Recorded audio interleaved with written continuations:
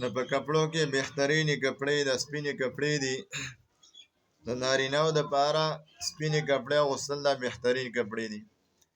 زنانه به سپینې کپړې ساده کپړې دا نه اغوندي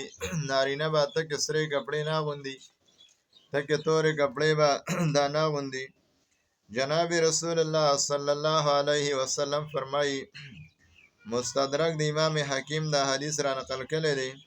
چې رسول الله فرمایي علیکم بهذه البیاض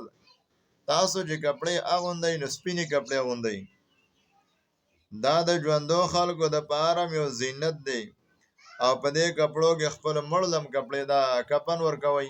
ځکه په کپړو کې بهترینی کپړې چې کوم دی هغه سپینې کپړې دي نو لهذا سپینې کپړې بهترینی کپړې دي ابن عباس رضی الله تعالی عنہ هم دا خبره کوي چې رسول الله فرمایل سپینې کپړې اغوندئ او په دې کې مړو له کفنونه ورکوي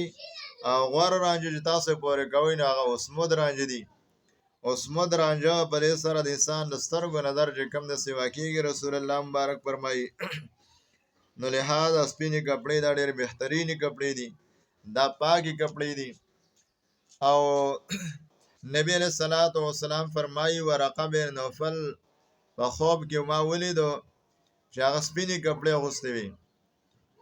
نو خدیجه الکبرا ته وایي که دا جنتي نه وی دی به سپینې کپړې نه اغوستلې